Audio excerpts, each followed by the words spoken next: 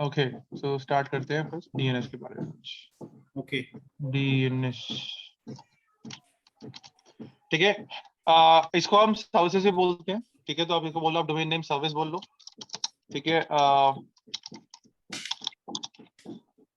Domain name service बोल लो, ठीक है। या फिर आप डोमेन नेम सर्विस बोल, सर्वर बोल लो, बात एक ही है, ठीक है। तो इसको हम क्या बोलते हैं? इसको हम डीएनएस सर्विसेज बोलते हैं, ठीक है। अब डीएनएस सर्विसेज का मेनली काम क्या होता है, ये हमें क्यों नीड है? पहले चीज देखो, सिंपल सी बात है, अगर मैं डीएनएस की बात करता हूँ तो डीएनएस अब किस पे काम करता है? डीएनएस काम करता है आपका नेम रेजोल्यूशन। मतलब इसका मेनली काम क्या होता है? सिंपल सकते हो, it is used to simple भाषा में it is used to resolve name to IP and IP to name, ठीक है। it is used to resolve name to IP and IP to name.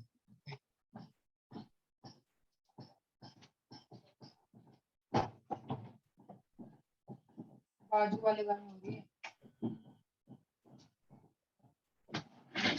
Okay, so it is used to resolve name to IP and IP to name. अब resolve मतलब यहाँ पे क्या है, ये ध्यान रखना, ये आपका कन्वर्ट नहीं करता। हम लोग क्या बोलते हैं कि कन्वर्ट करता है आपका जो डीएनएस है नेम को, और उसके नेम को आईपी में, आईपी टू नेम में। वो कन्वर्ट नहीं होता, वो क्या करता है आपका? वो रिजॉल्व करता है आपका कंसेप्ट, रिजॉल्व ठीक है। करता है, करेक्ट। तो ये रिजॉल्विंग में कंसेप्ट आता है, ये आपका कन्वर्ट नहीं है, ठीक है। ध्यान रखना, आप बोलो कि मैं कन्वर्ट करता है, कन्वर्ट नहीं करता, ये रिजॉल्व करता है, ठीक है। सो ओके, तो ये आपका रिजॉल्व करेगा। अब यहाँ पे देखो, अगर मैं डीएनएस की बात करता हूं तो डीएनएस में आपके पास मल्टीपल नेम्स वगैरह होते हैं, ठीक है। जैसे अगर मैं बात करता हूँ फर्स्ट हम डीएनएस, मैंने आपको बता दिया डीएनएस क्या करता है, it is used to resolve name to IP and IP to name. Number second, it maintains, it works on records,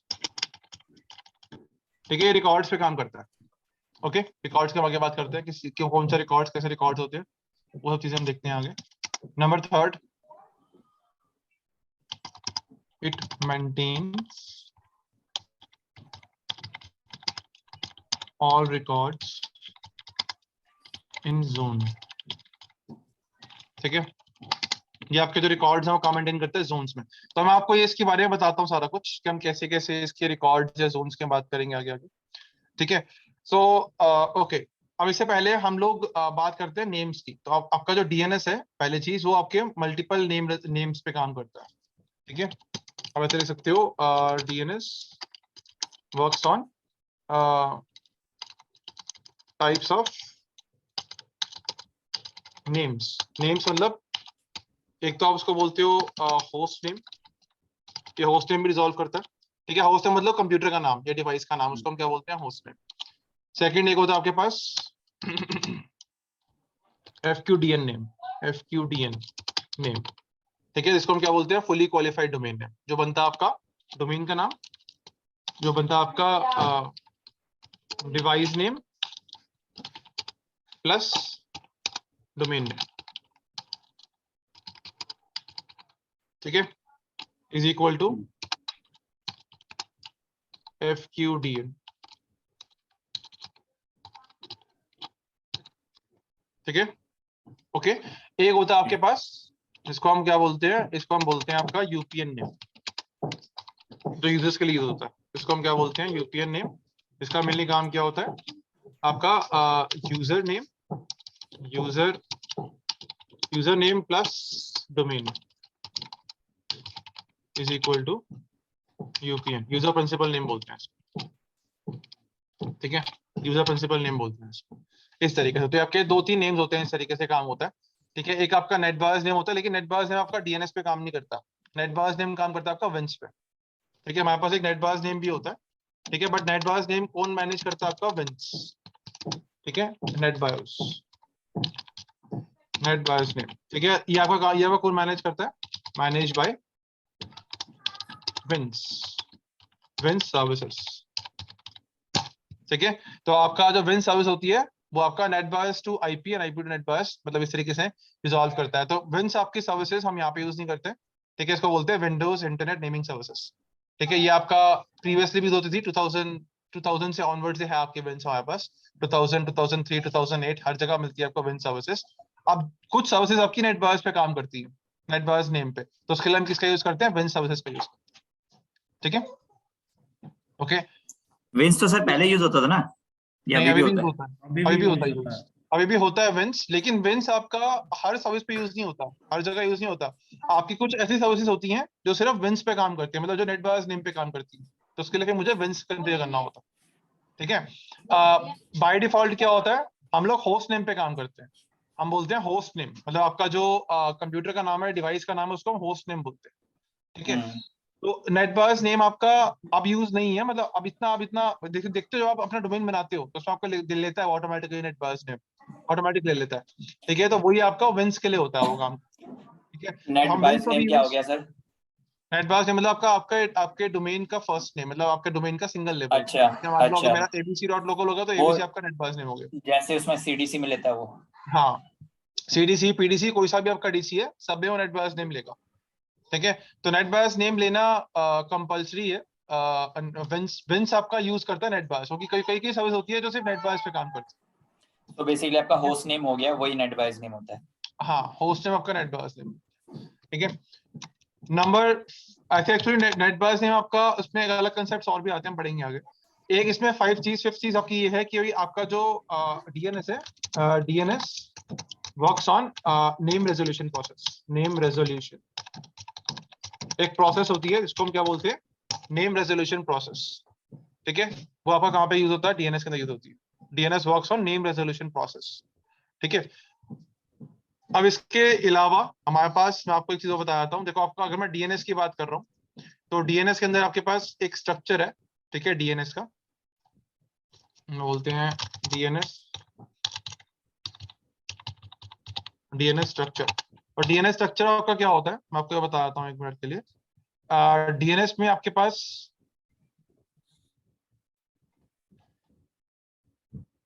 देखो, अगर मैं डीएनएस स्ट्रक्चर की बात करूं, डीएनएस स्ट्रक्चर, ओके, देखो मैं आपको एक डायग्राम दिखाता हूँ डीएनएस स्ट्रक्चर का, पहले तो हम उस पर बात करते हैं। इसको बंद कर देते हैं, यहाँ पे आते हैं, इमेजेस पे आते हैं, यहाँ पे लिखते हैं डीएनएस स्ट्रक्चर डायग्राम।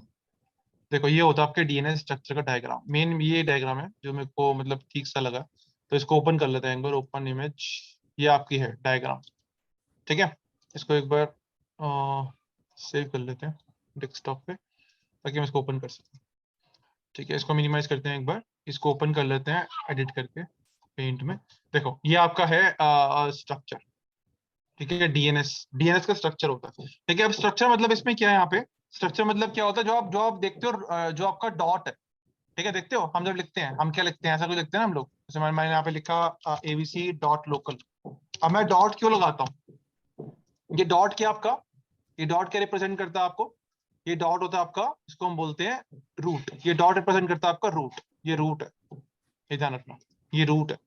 रूट मतलब हम इसको रूट सवर भी बोल सकते हैं, इसको रूट सवर बोल लो या आप रूट बोल लो, ठीक है। तो ये आपका क्या है, रूट आपका, एक तरह से कह लो तो डॉट आपका वो रूट है, ठीक है। अब डॉट के अंदर क्या होता है, आपके पास मल्टीपल डीएनएस सर्वर्स बनते हैं, जैसे आपका डॉट कॉम हो गया, डॉट इन हो गया, डॉट मेल हो गया, ठीक है, आपका डॉट सीए, यूएस, यूके, ये सब क्या है आपके, इनको हम क्या बोलते हैं, टीएलडी, टॉप लेवल डोमेन्स, ठीक है। मैं आपको दिखाता हूँ, देखो इस तरीके से कुछ, जैसे मैं एक बार पेंट ओपन करके कुछ स्ट्रक्चर बना के दिखाता हूँ, जैसे मान के चलो, जैसे ये हो गया, यहाँ हो गया मान के चलो मेरा डॉट, ठीक है। अब डॉट के नीचे यहाँ पे क्या होता है, इसके नीचे इस तरीके से कुछ ऐसे कुछ आपके टॉप लेवल डोमेन्स हैं। टॉप लेवल डोमेन्स कौन से होते हैं, जो आपके मॉडिफाई नहीं हो सकते, ठीक है, जो आपके स्टैंडर्ड है। अब जैसे मान लो ये हो गया, जैसे आपके पास यहाँ पे हो गया, मान लो मैंने यहाँ पे, मेरे पास यहाँ पे हो गया, यहाँ मान लो मेरे पास इन हो गया, ठीक है, ORG हो गया, आप लोगों ने सुना होगा ORG, ठीक है, कॉम हो गया, ठीक है, यूके हो गया, ये सारे क्या है, ये आपके टॉप लेवल डोमेन्स, इनको हम क्या बोलते हैं, इस एरिया को हम क्या बोलते हैं? This area is known as top level domains, इसको हम बोलते हैं TLD।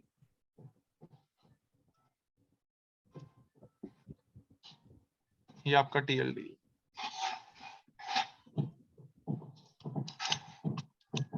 ठीक है, इसको हम बोलते हैं टॉप लेवल डोमेन्स, जिसको हम चेंज नहीं कर सकते।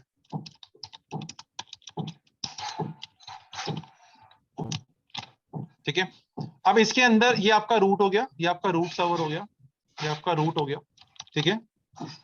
ओके, इसको भी, ये आपका मेन हो गया, ठीक है। इसके नीचे आपके टॉप लेवल डोमेन्स हो गए। इसके नीचे हम लोग अपने सर्वर्स बनाते हैं। ऐसे मान के चलो आप गूगल ने बना दिया, मान लो यहाँ पे, ठीक है, यहाँ मान लो आप गूगल ने बना दिया। ऐसे जैसे मैंने यहाँ पे गूगल ने बनाया, मान के चलो google.com, गूगल, गूगल इसके नीचे बना हुआ है, ठीक है। याहू हो गया, yahoo.com, याहू हो गया, ठीक है, इस तरीके से। तो ये आपके दो क्या है, ये आपके इसको हम ऑल्टरनेट सर्वर्स बोलते हैं, ऑथराइज सर्वर्स बोल सकते हैं, ऑथोरेटिव सर्वर्स बोल सकते हैं, कुछ भी बोल सकते हैं, ठीक है। इनको हम क्या बोलेंगे? ये हमारे क्या हो गए? इनको हम बोलेंगे ऑथोरेटिव सर्वर्स, ठीक है। तो ये हमारे दो क्या हो गए? ऑथोरेटिव सर्वर्स, जो किस पर्टिकुलर डोमेन के ऑथराइज है?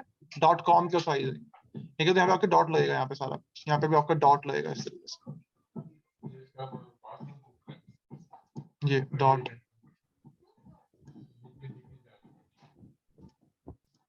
ये डॉट हो गया यहाँ पे, ठीक है, डॉट डॉट डॉट डॉट, इस तरीके से, ठीक है।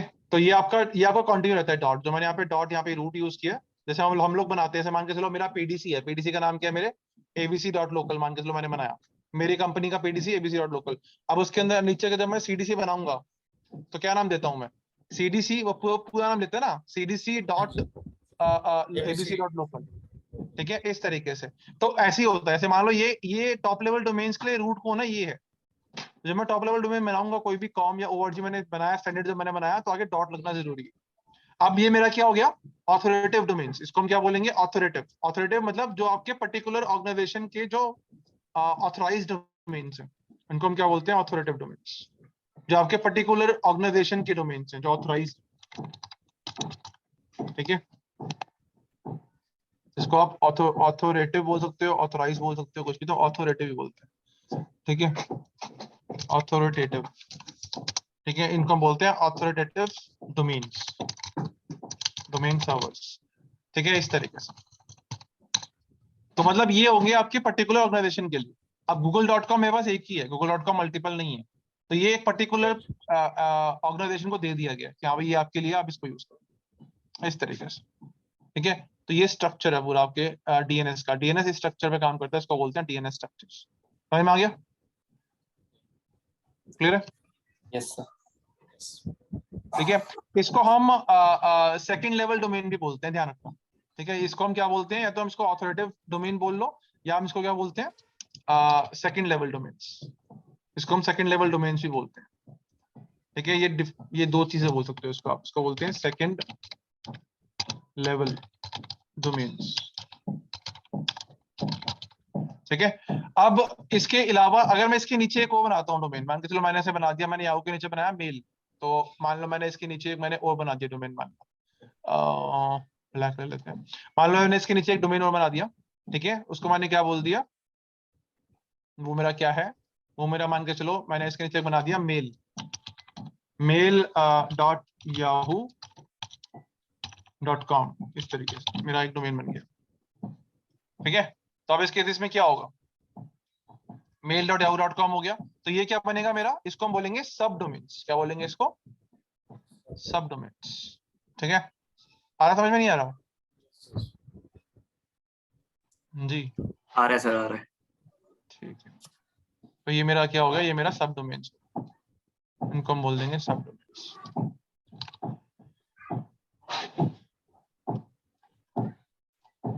ठीक है। डायग्राम समझ में आ रहा है ना? ड्राइंग में कोई इश्यू तो नहीं है?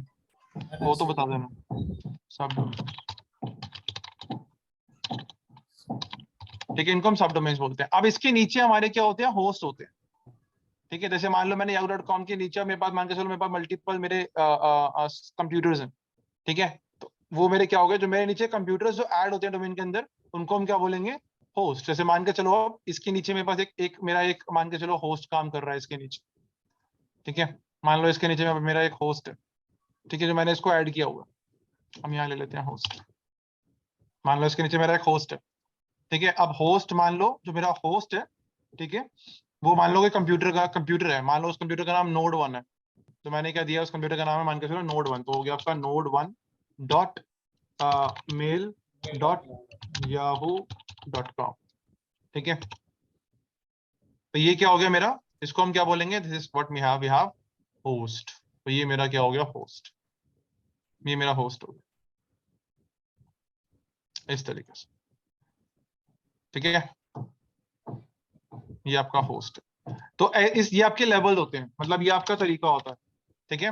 तो मतलब पहला कौन सा, पहला आपकी लेयर कौन सी हो गई, जिसको हम बोलते हैं रूट, ठीक है। तो पहला आपका रूट हो गया, देन टीएलडी हो गए, टॉप लेवल डोमेन्स आ गए, देन सेकंड लेवल डोमेन्स आ गए या ऑथोरिटेटिव डोमेन्स आ गए, देन इसके बाद क्या आ गया आपका सब लेवल डोमेन्स, मतलब सब डोमेन्स, देन इसके नीचे क्या आ गया आपका होस्ट आ गया, जो पर्टिकुलर डिवाइस या पर्टिकुलर कंप्यूटर जो उस पर्टिकुलर कह लो कि डोमेन में ऐड है, उसको हम क्या बोलेंगे, होस्ट।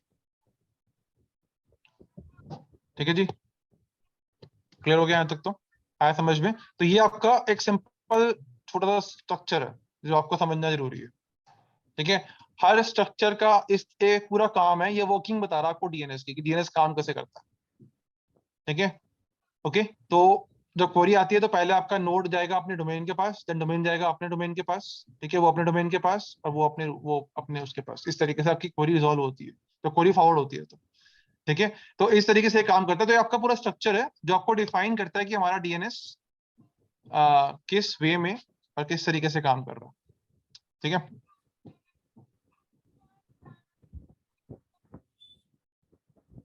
ओके, ये हो गया। और नाउ इसके बाद हम बात करते हैं, ये हो गया आपका स्ट्रक्चर। अब मैंने आपको नेम रेजोल्यूशन बता दिया कि कैसे कैसे आपका नेम रेजोल्यूशन, मतलब इस तरीके से एक वे है आपका काम करने का, ठीक है। नाउ इसके बाद नीचे आते हैं हम लोग, बात करते हैं किसकी, इसके बाद नेक्स्ट हम बात करते हैं आपके पास क्या होता है। अगर मैं ठीक है, ये हमारा बेसिक तो हम लोगों ने, ठीक है। इसके बाद हम बात करते हैं जोन्स की, ठीक है। तो जब आप डीएनएस बनाते हो, जोन पढ़ने से पहले जब आप डीएनएस बनाते हो, तो डीएनएस को कैसे बना सकते हो, क्या क्या तरीके हैं हमारे पास। DNS configure DNS in 2 ways। Sir sorry to bother you, मैं डिस्कनेक्ट हो गया था बीच में। ये मेल डॉट मतलब सब डोमेन के बाद से जो अपना बनाया ना, नोड नोड हाँ डॉट मेल डॉट हाँ, दोबारा में बताया था। एक बार ठीक प्लीज है, बता देखो दो सर। इसमें क्या होता है, हमने हमने क्या पढ़ा था, हमारा सब डोमेन क्या होगा। मैंने याहू के नीचे मैंने एक डोमेन बना दिया, उसको हम क्या बोलेंगे, सब डोमेन बना दिया, ठीक है। अब सब डोमेन के नीचे क्या आता है, होस्ट, वो होस्ट जो आपके डोमेन के अंदर ऐड होता है, ठीक है। ओके जैसे मान लो मेरा mail.yahoo.com है, मैंने इसके अंदर एक क्लाइंट ऐड किया, तो वो क्या हो गया, मेरा होस्ट हो गया, इस डोमेन का होस्ट हो गया, ठीक है। ओके, आप कॉन्फ़िगर डीएनएस इन 2 ways। हम जब कॉन्फ़िगर करते हैं डीएनएस तो दो तरीके से कर सकते हैं। नंबर 1, पहला क्या हो गया आपके पास, पहला हम बोलते हैं, इसको हम क्या बोलते हैं, इसको हम बोलते हैं एक होता है आपके पास ADIZ, ठीक है। ADIZ कह सकते हो या कह सकते हो आप, एक तरह से इसको बोल सकते हो ठीक है, हम इसको मैं ADIZ बोल लेता हूँ फिलहाल के लिए। और सेकंड आपका एक होता है स्टैंड अलोन डीएनएस सर्वर, ठीक है। एक तो आप एक आप ये हो गए, एक आप बना सकते हो आपका एक्टिव डायरेक्टरी, ये कह लो कि डोमेन बेस्ड डीएनएस सर्वर मान सकते हो, इसको वैसे बोल सकते हो, ठीक है। तो कहने का मतलब ये है कि अगर जब आप डीएनएस कॉन्फ़िगर करोगे और क्या, दो ऑप्शन है, या तो आप डीएनएस को अपने एडी के साथ कॉन्फ़िगर कर लो, ठीक है, जैसे हमने किया। जैसे हम लोगों ने क्या किया, पीडीसी बना दिया। पीडीसी बनाने के बाद ऑटोमेटिकली क्या हुआ, आपका जो पीडीसी है, मतलब आपका जो डीएनएस है वो ऑटोमेटिकली पीडीसी के अंदर इंस्टॉल हो गया, ठीक है। जैसे मैंने किया था, हम लोगों ने पीडीसी बनाया, पीडीसी में क्या किया, डीएनएस की सर्विस इंस्टॉल कर दी, और ऑटोमेटिकली क्या हो गया, वो सर्विसेज आपकी ऑटोमेटिकली क्या हो गई, कॉन्फ़िगर हो गई आपके डीसी के साथ, ठीक है। तो उसको हम क्या बोलते हैं, एक तरीका ये है कि भाई आपका डीएनएस डोमेन पे इंस्टॉल हो गया जहां पे आपने डीसी क्रिएट किया। एक तरीका ये है कि भाई आप अलग से डीएनएस सर्वर बना रहे हो, एक अलग पर्टिकुलर सर्वर पे, जहां पे आपका डोमेन नेटवर्क नहीं है। ऐसा नहीं है कि मुझे डीएनएस के लिए हमेशा डोमेन नेटवर्क चाहिए, हम डीएनएस विदाउट डोमेन नेटवर्क भी बना लेते हैं, मतलब वर्क ग्रुप में भी डीएनएस का काम करा सकते हो, ठीक है, अगर आप चाहते हो कि मेरे को नेम स्पेस चाहिए, ठीक है, एक मेरे को डोमेन नेम स्पेस चाहिए, तो हम लोग क्या करते हैं, स्टैंड लोन डीएनएस का भी काम कर सकते हैं। स्टैंड लोन डीएनएस वो होता है जो आपके एडी के साथ मिलकर काम नहीं कर रहा, ठीक है, ओके, वो आपका अलग से काम कर रहा है, मतलब अलग से एक सर्वर बना हुआ आपका उसको हम बोलते हैं स्टैंड लोन डीएनएस सर्वर, ठीक है। तो वहां दो तरीके हैं, तो हम लोग मोस्टली क्या करते हैं, अपने डीएनएस सर्वर को डीसी के साथ इंस्टॉल करते हैं, ठीक है। तो जिससे क्या होता है, वो आपका जो डीएनएस सर्वर बनता है उसको हम क्या बोलते हैं शॉर्ट फॉर्म में, उसको हम बोलते हैं डीडीएनएस। तो सर ये जो स्टैंड अलोन डीएनएस सर्वर बनता है वो किस केसेस में बनता है? स्टैंड अलोन में जैसे कि जैसे मान लो कि आपको कोई नेम स्पेस चाहिए, ठीक है, सेंट्रलाइजेशन के लिए, ठीक है, तो उसके में मान लो आपके पास कोई डोमेन वगैरह नहीं है, ठीक है, आपको सिर्फ नेम स्पेस चाहिए, ठीक है, डीएनएस का आपको क्वेरी को रिजॉल्व करने के लिए, तो हम लोग स्टैंड लोन का यूज कर लेते हैं। स्टैंड लोन आपका मोस्टली एक्सटर्नल के लिए भी बनता है, ठीक है, आपका स्टैंड लोन आप इंटरनल में बना सकते हो। जैसे मान लो मेरे पास कोई सर्वर्स वगैरह नहीं है, ठीक है, मुझे सिर्फ डीएनएस चाहिए अपने नेम को रिजॉल्व करने के लिए, तो उस केस में हम लोग स्टैंड लोन का यूज कर लेते हैं, ठीक है। तो डीडीएनएस आपका क्या होता है, अगर आप अपना डीएनएस अपने एडी के साथ काम करवा रहे हो, ठीक है, एडी के साथ इंस्टॉल कर रहे हो, कॉन्फ़िगर कर रहे हो, तो उसको हम क्या बोलते हैं, डीडीएनएस। डीडीएनएस को क्या बोलते हैं, dynamic domain name system, dynamic domain name service बोलो, सिस्टम बोलो, ठीक है।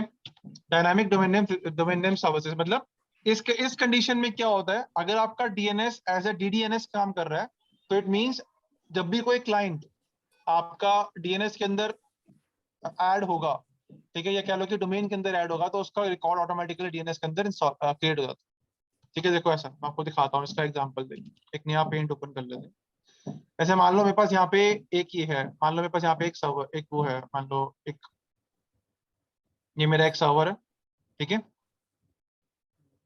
ये हमारा पीडीसी है, ठीक है, इसी के अंदर मैंने डीएनएस इंस्टॉल किया हुआ है, ठीक है, एंड ये मान लो मेरे पास abc.local पे है, ठीक है, दिख रहा है ना आपको? यस ठीक है। नाउ इसके नीचे मान के चलो आपके पास वही एक सिंपल एक स्विच है, एंड देन इसके नीचे मेरे पास पीसीस, बस क्लाइंट्स जो आपस में कनेक्टेड, ठीक है, with the help of switch. So ये मेरा मान के चलो एक आपका स्विच हो गया, एंड देन मैंने सिंपल L2 स्विच लिया हुआ है यहाँ पे, तो ये मेरा एक सिंपल L2 स्विच हो गया, ठीक है, और ये मेरे क्लाइंट्स हो गए।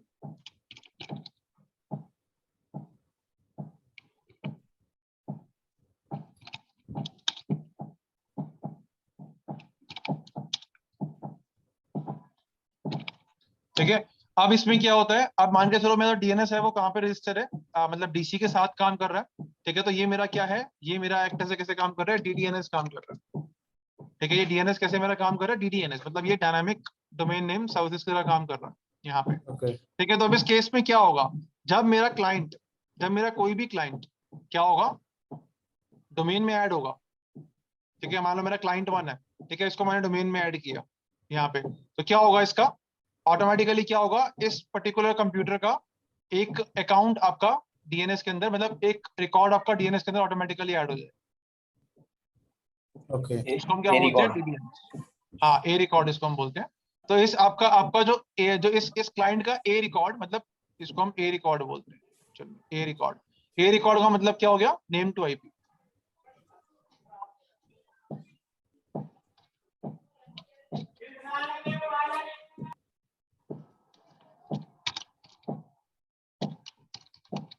ए रिकॉर्ड, ठीक है, इसका ए रिकॉर्ड क्रिएट होगा, मान लो इसे मान के चलो इसका क्लाइंट का नाम है, मान के चलो क्लाइंट 01 क्लाइंट 1, ठीक है, तो इसका रिकॉर्ड कैसे यहाँ पे सेव हो जाएगा, इसका नाम सेव हो जाएगा यहाँ पे भी क्लाइंट 1 है, और इसका आईपी एड्रेस जो भी होगा इसका वो सेव हो जाएगा। जैसे मान लो इसका आईपी एड्रेस मान लो यहाँ पे है 10.0.2, तो इस तरीके से सेव हो जाएगा आपका अकाउंट, एक रिकॉर्ड सेव हो जाएगा आपका ऑटोमेटिकली डीएनएस के अंदर, ठीक है, मुझे मैनुअली ऐड करने की जरूरत नहीं है, कहने का मतलब ये, ठीक है।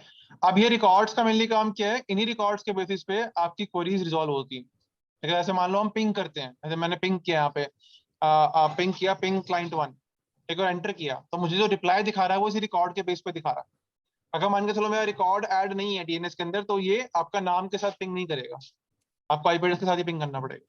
सर एक चीज पूछनी है इसमें, हाँ। जैसे जब हम ए रिकॉर्ड क्रिएट करते हैं तो उसमें ऑप्शन आता है कि साथ ही साथ जो है हमें अगर पीटीआर करना है क्रिएट, तो वो चेक हम्म। चेक कर देते हैं ना, हाँ ऑटोमेटिकली हाँ, पीटीआर भी पीटीआर, बन जाता हाँ है। पीटीआर बन जाता तो है, हाँ। तो अगर लेट से कोई मतलब ऐसा ऑप्शन होता है डीएनएस में कि लेट से नेक्स्ट टाइम मेरा अगर कोई क्लाइंट कनेक्ट हो रहा है मेरे डोमेन के साथ, तो हाँ डीएनएस में ऑटोमेटिकली जैसे ए रिकॉर्ड क्रिएट हुआ ऑटोमेटिकली, ऐसे पीटीआर हाँ भी हो जाए। हाँ, तो उसमें वो ऑप्शन वहाँ पे आते हैं, उसकी सेटिंग्स, उसके प्रॉपर्टीज में आते हैं रिकॉर्ड के जोन की, तो आप उसमें कन्फिगर कर सकते हो। ठीक है, तो वो आप कर सकते हो, कोई ये आप इशू नहीं दिखा, है। हाँ ये अब हाँ दिखाना मैं एक बार दिखा दूंगा, आपको दिखा दूंगा। तो कहने का मतलब ये है कि क्लाइंट में जैसे आप क्लाइंट को ऐड करोगे, ठीक है, अपने डोमेन पे, अपने डोमेन कंट्रोलर पे या डोमेन नेम पे या डोमेन पे, तो उसमें क्या होगा, उसका रिकॉर्ड ऑटोमेटिकली क्रिएट हो रहा है। वो हो रहा है, क्यों हो रहा है? क्योंकि वो डीडीएनएस आपका मतलब डायनामिक डोमेन नेम सिस्टम पे काम कर रहा है वो। अब डायनामिक यहाँ पे मतलब डी से मतलब यहाँ पे डायनामिक क्यों है? क्योंकि यहाँ पे हम लोगों ने क्या किया हुआ है, यहाँ पे हम लोगों ने डायनामिक अपडेट्स ऑन की हुई है यहाँ पे, इसलिए ये ऑटोमेटिक कर रहा है। या डी डी मतलब यहाँ पे क्या, डायनामिक। तो डायनामिक मतलब क्या, डायनामिक किससे बिलोंग कर रहा है? आपका अपडेट से। यहाँ पे क्या आपका, इसको बोलते हैं डायनामिक अपडेट्स, डायनामिक अपडेट्स। यहाँ पे डायनामिक अपडेट्स ऑन है, ठीक है, तभी आपका जो डीएनएस है वो ऑटोमेटिकली आपके रिकॉर्ड्स को ऐड कर रहा है। ठीक है, मैं आपको दिखाता हूँ ये चीजें, एक बार ओपन कर लेते हैं।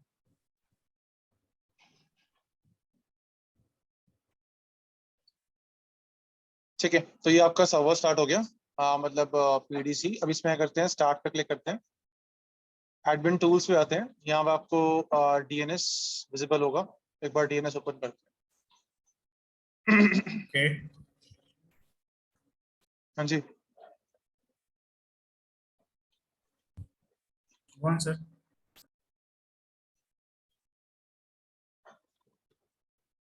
तो मैं आपको डायनामिक अपडेट्स बता रहा था। तो यहाँ पे देखो, यहाँ पे आपके पास देखो, आपका बना हुआ ऑलरेडी एक आपका फॉरवर्ड लुकअप जोन के अंदर एक जोन बना हुआ है ऑलरेडी। ठीक है, एंड इसके अंदर अगर आप देखते हो तो यहाँ पे देखो कि मैं इसकी प्रॉपर्टीज पे जाऊँ इस जोन की, ये आपका जोन है abc.local। ठीक है, ये ऑटोमेटिकली बन जाता है आपका जब आप अपने डीएनएस को मतलब पीडीसी के साथ इंस्टॉल करोगे या डीसी का इंस्टॉल करोगे, तो ऑटोमेटिक आपका एक जोन बन जाएगा। ठीक है, अब इस पर राइट क्लिक करोगे और इसकी प्रॉपर्टीज पे जाओगे, जब यहाँ पे देखो आपको दिखा रहा है डायनामिक अपडेट्स, यहाँ पे है सिक्योर ओनली का ऑप्शन दिखा रहा है मुझे यहाँ पे। मतलब मैंने डायनामिक अपडेट्स ऑन किया हुआ है। ठीक है, तो ये मेरा जो जोन है वो आपका डीडीएनएस की तरह काम करेगा। अगर मैं इसको ऑफ कर दूं, मान के चलो मैं इसको डन कर दूं और मैं इसको अप्लाई कर दूं, तो अब ये क्या बन गया आपका जोन, ये आपका क्या बन गया, इसको बोलते हैं एनडीडीएनएस। मैंने यहाँ पे क्या किया, डायनामिक अपडेट्स को बंद कर दिया, तो इसको हम क्या बोलेंगे यहाँ पे, ये क्या बन गया आपका, जो आपके डायनामिक अपडेट्स क्या होती है, बंद हो जाती है, तो उस जोन को हम क्या बोल देते हैं, या आपने बंद कर दी है तो उसको हम क्या बोल देंगे, ये आपका क्या बन गया, आप एनडीडीएनएस हो गया।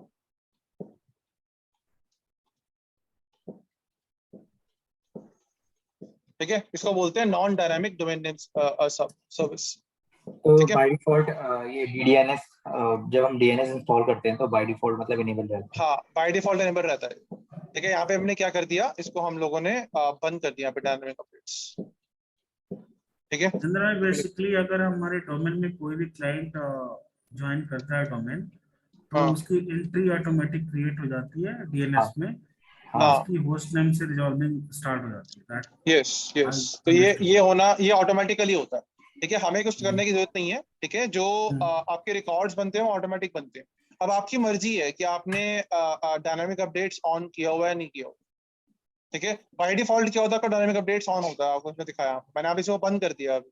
ठीक है, मैं इसको मान के चलो इसको ऑन कर दूं, सिक्योर ओनली किया, अप्लाई कर दिया, तभी आपका ऑन हो गया। अभी आपका डीएनएस एज अ डीडीएनएस काम करेगा, तो इसमें क्या आपके अपडेट्स ऑन है, तो इट मींस कि अब कोई भी अपडेट आती है ऑटोमेटिकली इसको एक्सेप्ट करेगा, मुझे मैन्युअली रिकॉर्ड्स को मतलब रिकॉर्ड्स को ऐड करने की जरूरत नहीं। ठीक है, सर एक बार वो पीटीआर वाला बताना इसमें हाँ कैसे बताता हूँ, होगा। मीडिया वाला वो आपका उसमें आता है यार, इसमें नहीं आएगा, इसमें आपका उसकी प्रॉपर्टीज में आता है, सर्वर की प्रॉपर्टीज में।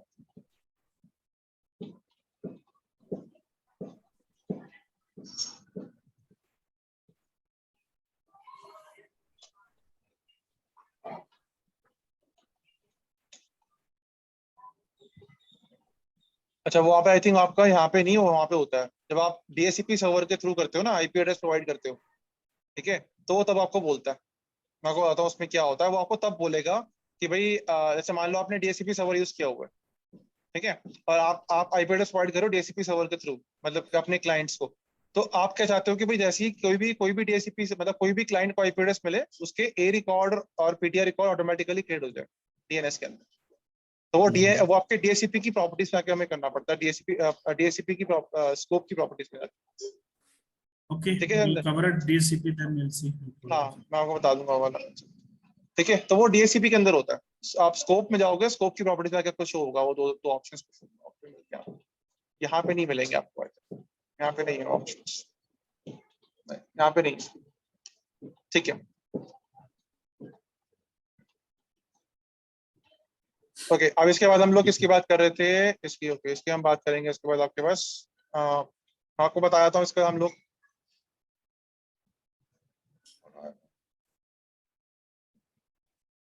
अब इसके बाद बात करते हैं आपके पहले हम बात करते हैं जोन्स की, ठीक है, इसके बाद बात करेंगे रिकॉर्ड्स की। पहले हम रिकॉर्ड्स की बात ही कर लेते हैं, जोन्स की बात करते हैं, DNS इसमें एक रिकॉर्ड्स। ऑप्शन लगा स्केलिंग, सर स्केलिंग के बारे में हाँ थोड़ा। हाँ, आगे आगे चलते हैं, अब जाता हूँ।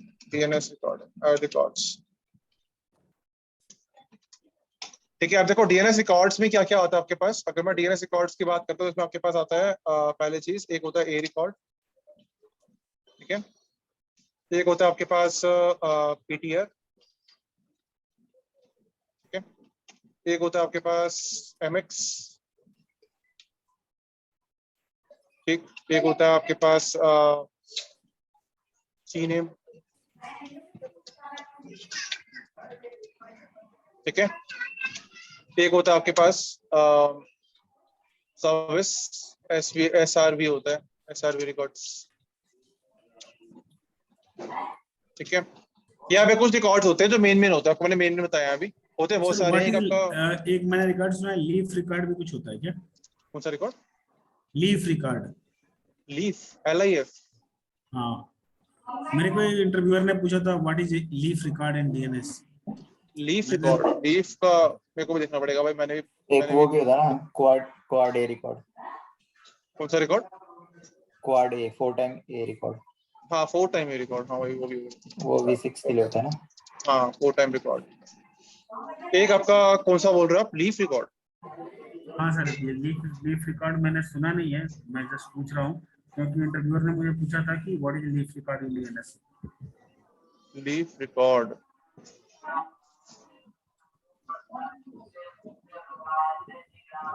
मेरे को देखना पड़ेगा भाई इसके बारे में। कोई नहीं, चलो छोड़ मैं दो सर, देखता हूँ। देखेंगे। हाँ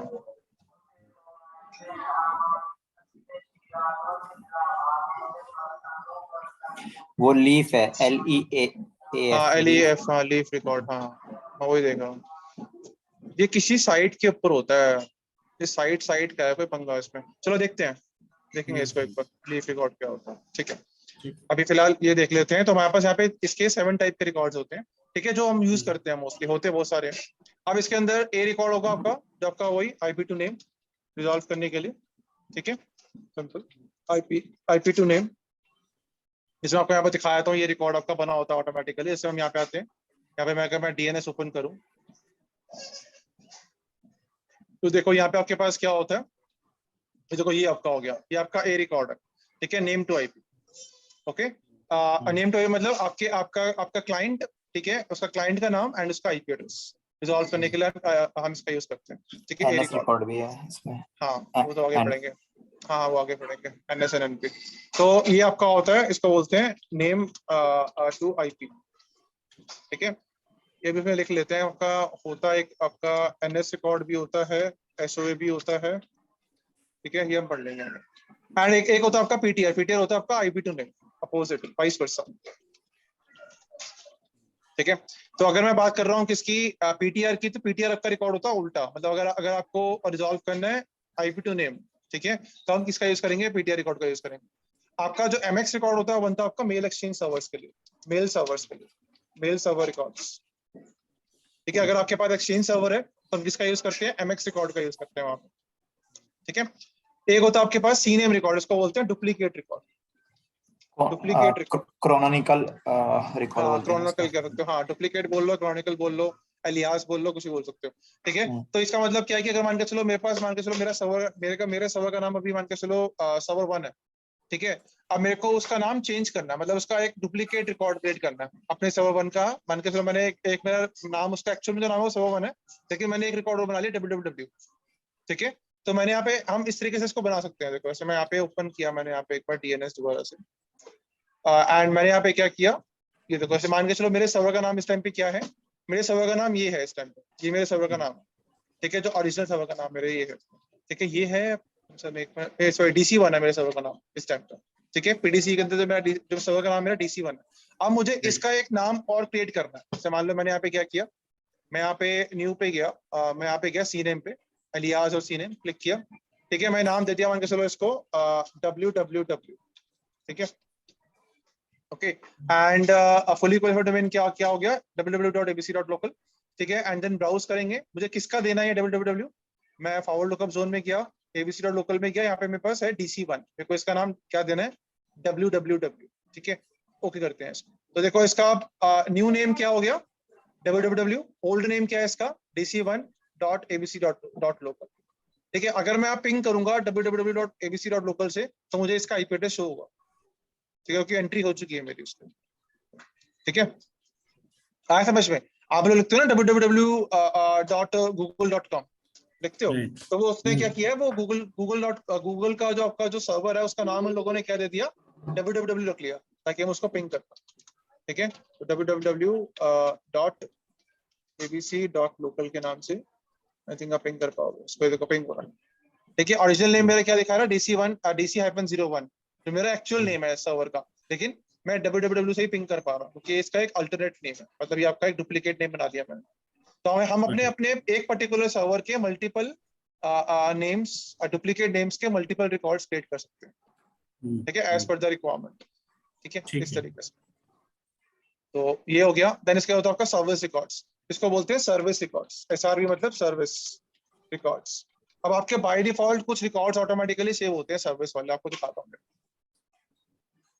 दोबारा DNS ओपन करते हैं, ये देखो यहाँ पे आपके पास फॉरवर्ड लुकअप जोन में जाओगे, abc.local में जाओगे, यहाँ पे देख रहे हो आपके पास कुछ बना हुआ है TCP UDP, दो बन रहे हैं, ठीक है। TCP के अंदर जाओगे तो देखो आपके पास यहाँ पे कुछ SRV रिकॉर्ड्स बन रहे हैं, SRV service location, service location, service location records बन रहे हैं, ठीक है। अब ये क्या बताता है कि भाई जो आपके AD के साथ सर्विसेज यूज हो रही है, ठीक है, उसकी लोकेशन क्या है, उसका पोर्ट नंबर क्या है, ठीक है। देखो आपका GC में हमने पढ़ा था, GC क्या होता है, GC क्या होता है, ग्लोबल कैटलॉग, पता ना, ग्लोबल कैटलॉग, ठीक है। ये आपका इसका एक SRV रिकॉर्ड बना हुआ है। अब मैं इसकी प्रॉपर्टीज पे जाऊं, मुझे क्या दिखा रहा है, ये कहाँ पे काम कर रहा है, ये सर्विस का नाम क्या है, ग्लोबल कैटलॉग, किस प्रोटोकॉल पे काम कर रहा है, TCP पे प्रोटोकॉल काम कर रहा है, इसका पोर्ट नंबर क्या है, ये है, और कहाँ बना हुआ है, ये मेरे CDC का है, cdc.noida.abc.local मैंने बनाया था, याद है आपको, ठीक है, CDC बनाया था, तो CDC का ग्लोबल कैटलॉग का, ठीक है। ऐसे ही मान के चलो मेरे पास यहाँ पे मेरे को ये मेरे PDC का भी दिखाएगा, ये मेरे PDC का,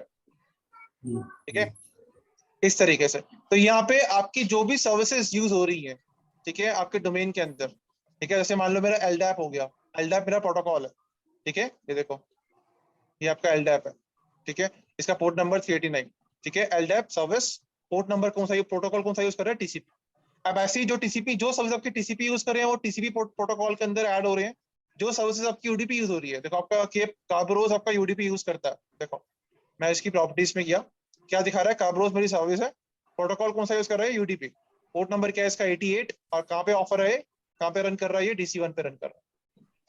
ऐसी के पासवर्ड होता है आपका एक प्रोटोकॉल, ठीक है, 464 नंबर होता है इसका पोर्ट नंबर, ठीक है। ये आपका सर्विस हो गई, प्रोटोकॉल कौन सा यूज कर रहा है, UDP और DC पे।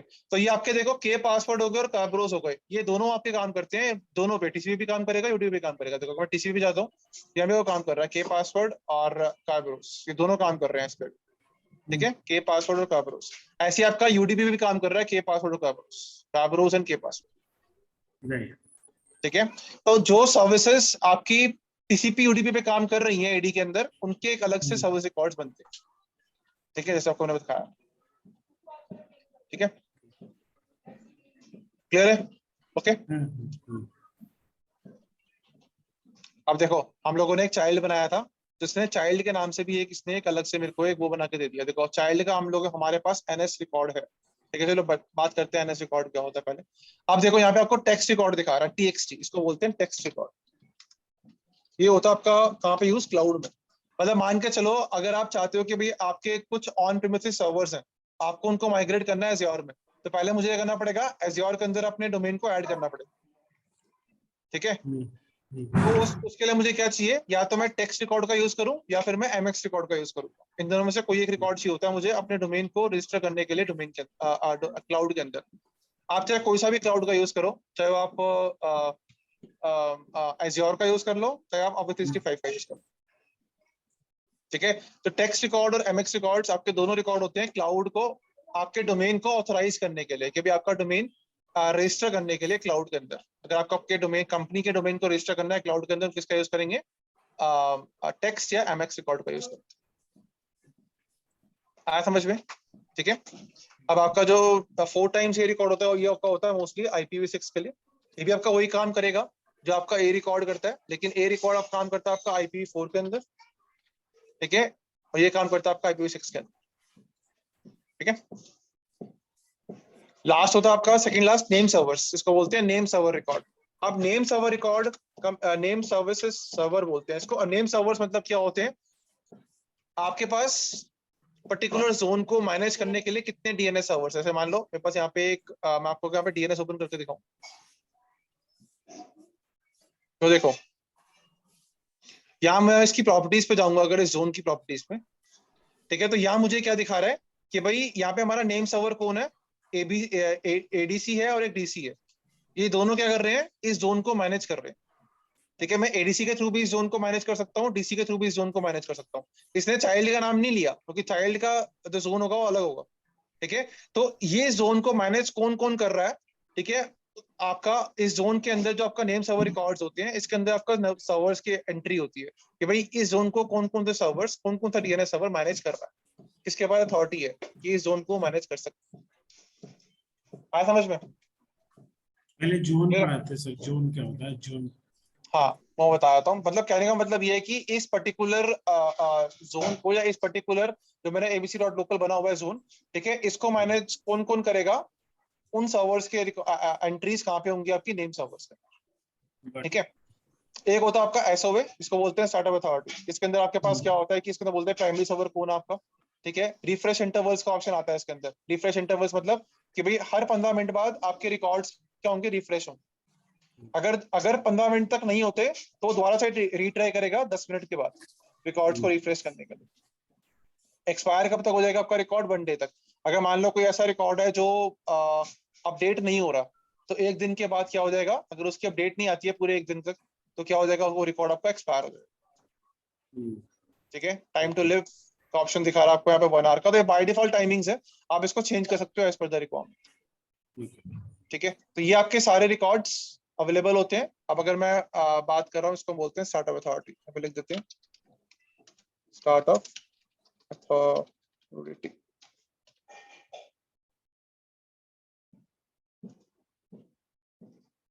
अब यहाँ पे हम बात करते हैं किसकी, जोन्स की बात करते हैं। अब जोन क्या आपका, जोन आपका डेटाबेस है, सिंपल डीएनएस जोन। तो आप इसको लिख सकते हो, it is a kind of database, kind of DNS database who maintains DNS records. Sir मुझे 1 मिनट देना बस, I'll be back. Just a हाँ minute. ठीक है ठीक है ठीक है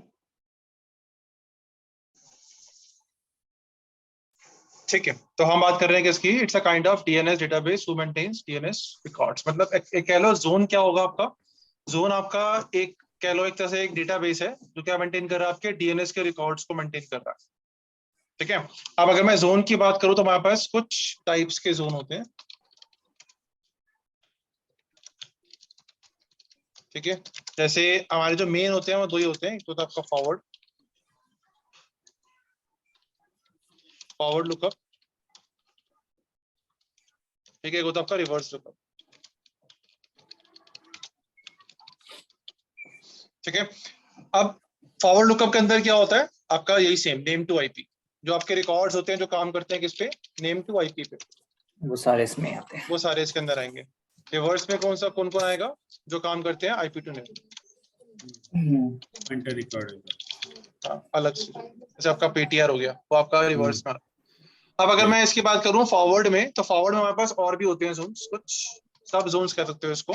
इसके अंदर आपके पास होता है, एक होता है प्राइमरी, ठीक है, ठीक है, ये आपका एज अ एडीआई सेट भी काम करता है प्राइमरी, ठीक है, ये अलग से लगता है उसको, तुम समझ नहीं पाओगे। एक होता है आपके पास सेकेंडरी,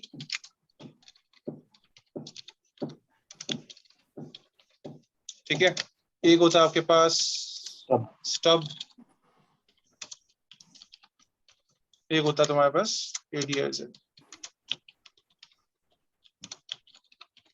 ठीक है, ये आपके 4 जोन होते हैं। अब क्या होता है, जब तुम मतलब डीएनएस ऑटोमेटिकली क्रिएट करते हो, ठीक है, तो बाय डिफॉल्ट क्या होता है आपका एक प्राइमरी जोन बन जाता है ऑटोमेटिकली, ठीक है। प्राइमरी जोन क्या होता है, मतलब वो बनता है आपके डोमेन के नाम का। ऐसे मान लो अगर मेरे डोमेन का नाम abc.local है, तो ऑटोमेटिकली क्या बन जाएगा, abc.local के नाम से ही एक प्राइमरी जोन ऑटोमेटिकली बन जाएगा, ठीक है। प्राइमरी जोन क्या होता है आपका, इसकी मदद से हम टू क्रिएट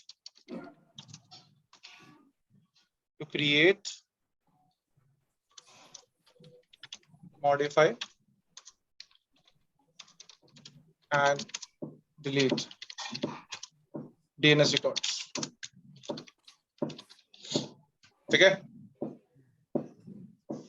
ये काम कर सकते हैं। सेकेंडरी जोन क्या होता है आपका, अगर मैं सेकेंडरी जोन की बात कर रहा हूं, तो सेकेंडरी जोन क्या आपकी रीड ओनली कॉपी है, read only copy of primary zone. ठीक है। अब स्टब क्या होता है, स्टब भी आपकी रीड ओनली कॉपी है,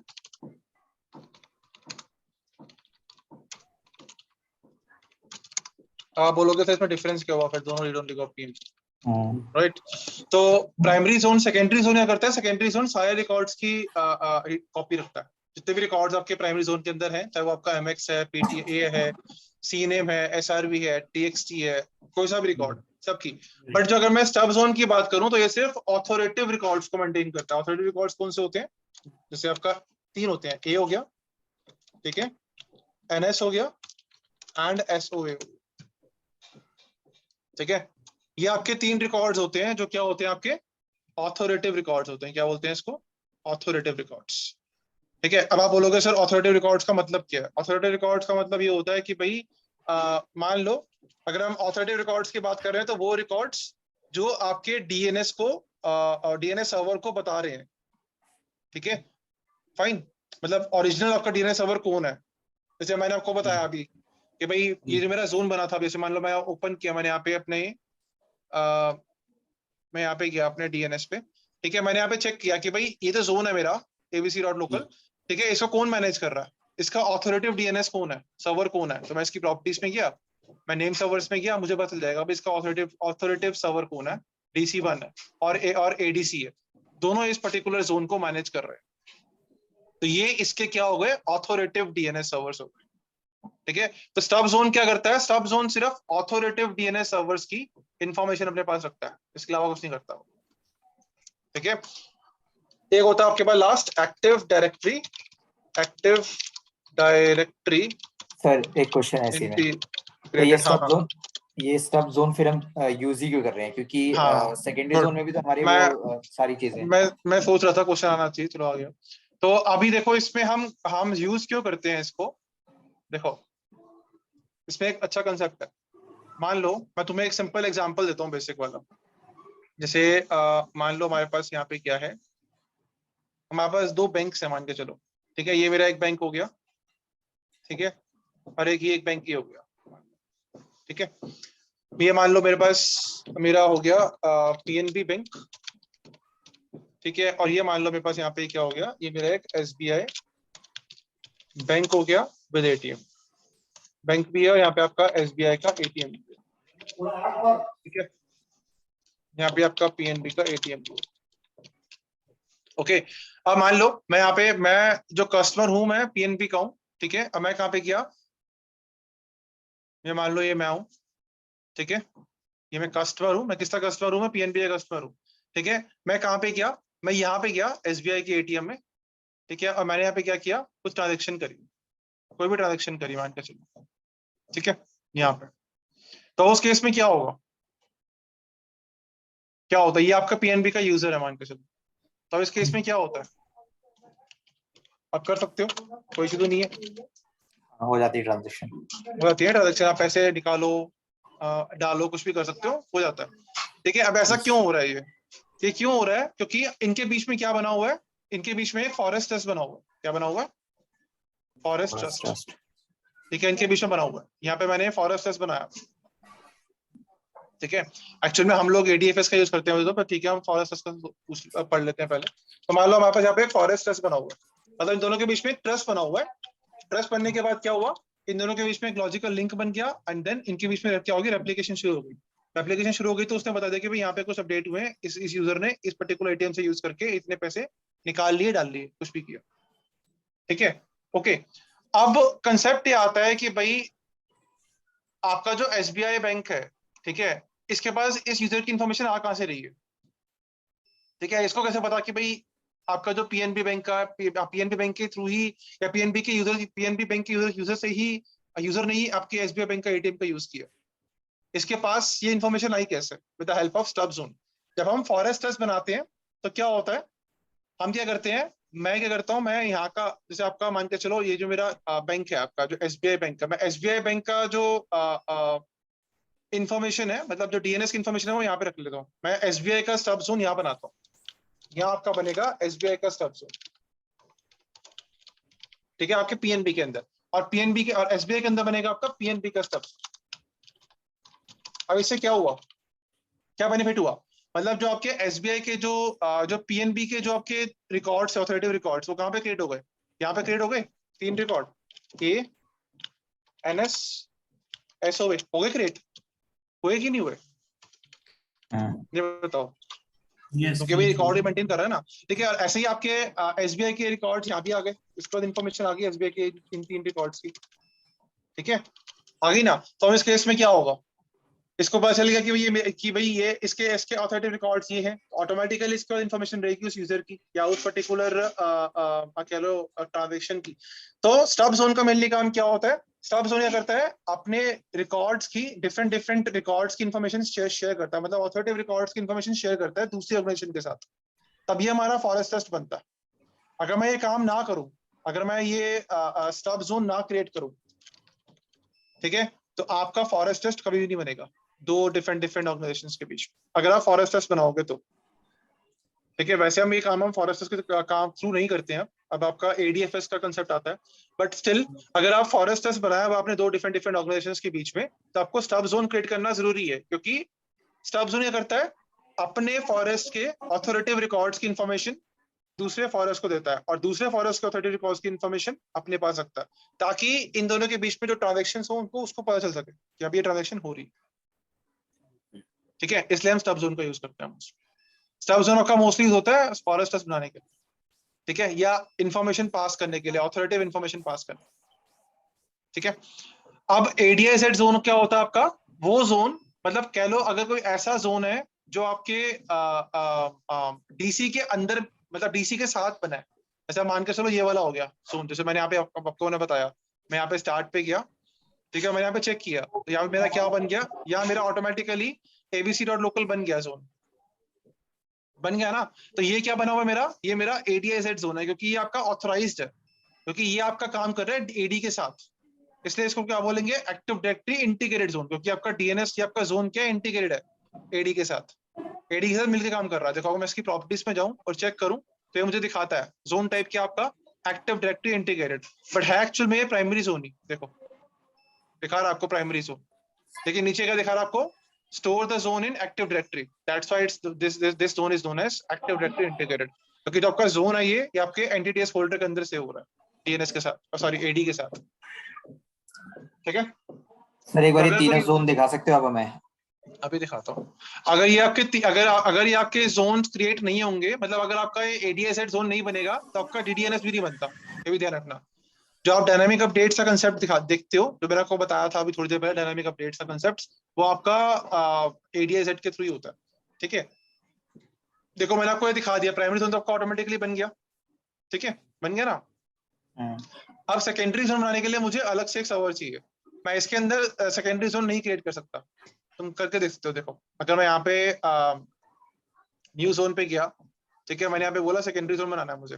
ठीक है, नेक्स्ट करेंगे यहाँ पे। अब बोले कि किस पर्टिकुलर जोन का अपने सेकेंडरी जोन बनाना है। मेरे जोन का नाम क्या है? जोन का नाम मेरे पास abc.local ही है। ठीक है, और नेक्स्ट करोगे यहाँ पे, इसका आईपी एड्रेस डाल दो, मान लो मेरा है 120.0.0.1 समथिंग, आईपी एड्रेस ले लिया इसने। ठीक है, नेक्स्ट करोगे और फिनिश करोगे तो मेरे को यहाँ पे एरर दिखा रहा है, the zone can not be created because the zone is already exist. भाई आपका जो abc.local है वो ऑलरेडी एग्जिस्ट हो रहा है, ऑलरेडी एग्जिस्ट है आपका, तो अब दोबारा आप कैसे बना सकते हो ये जोन? तो तीन नाम तो आपका, मतलब तीन हाँ, अलग अलग डीएनएस सर्वर चाहिए होंगे बेसिकली। हाँ, मुझे 3 अलग अलग मेंबर सर्वर चाहिए होंगे। मतलब मेरे को क्या चाहिए यहाँ पे? मेंबर सर्वर चाहिए। मुझे यहाँ पे डीसी नहीं चाहिए, मुझे यहाँ पे एक मेंबर सर्वर चाहिए। मेंबर सर्वर के अंदर डीएनएस इंस्टॉल करेंगे एंड देन हम बनाते हैं। देखो कैसे बनता है आपको दिखाता हूँ, बहुत अच्छा प्रैक्टिकल है इस पे। एक मिनट में पहले वीडियो पॉज कर लेता हूँ, फिलहाल हम पहले सर्वर क्रिएट कर लेते हैं फटाफट से। ठीक है, ठीक है, तो 2 सर्वर्स बन गए हमारे पास। ठीक है, इसको बस मेंबर्स बना लेते हैं फटाफट से।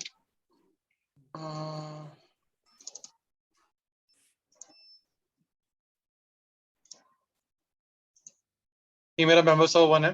ठीक है, इसको बस मैं डोमेन में ऐड कर रहा हूँ, बाकी सारा काम हो गया इस पे।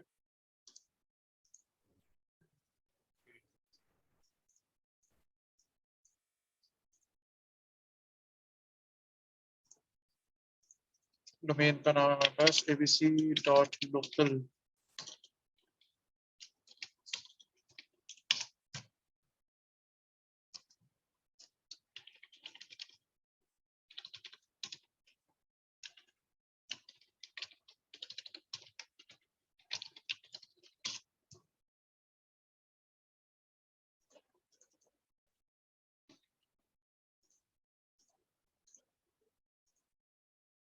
सेकंड सर्वर को भी ऐड कर रहा हूँ साथ साथ।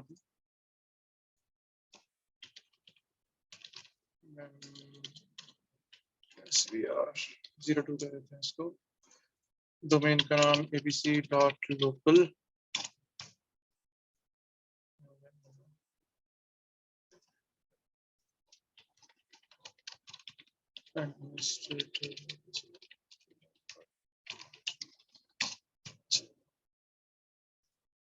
ये ऐड हो गया डोमेन में।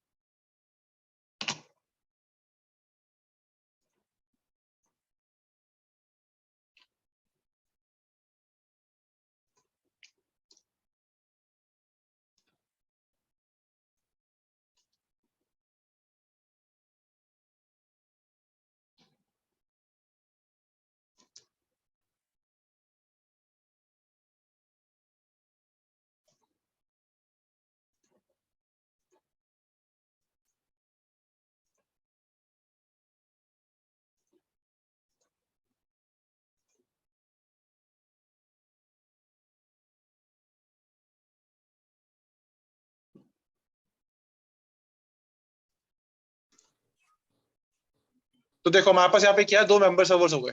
ठीक है, मैंने क्या किया, इन दोनों मेंबर सर्वर्स को ऐड कर दिया। एक बार पीडीसी पे जाके चेक कर लेते हैं, इनके रिकॉर्ड्स क्रिएट हो गए होंगे। ठीक है, वेरीफाई कर लेते हैं रिकॉर्ड्स अगर क्रिएट हुए कि नहीं हुए। इन दोनों सर्वर्स के रिकॉर्ड क्रिएट हो गए होंगे, आपके ए रिकॉर्ड्स बन गए होंगे। किसके अंदर? पीडीसी के अंदर। ठीक है, डीएनएस के अंदर।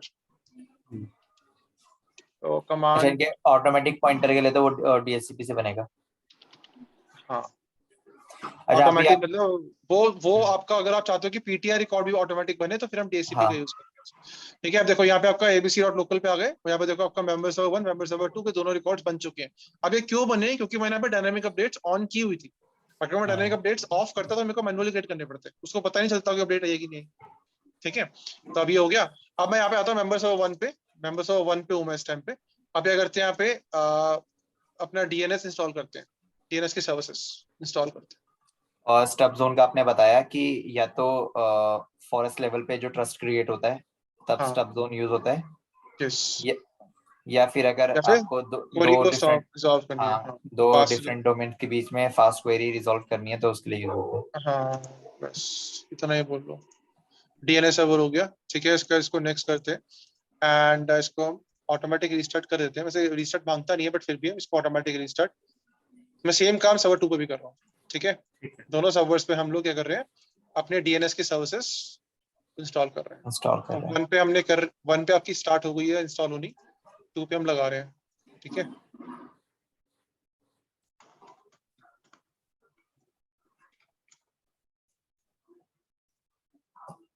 मैं यहाँ पे रोल्स पे गया, डीएनएस को चेक किया,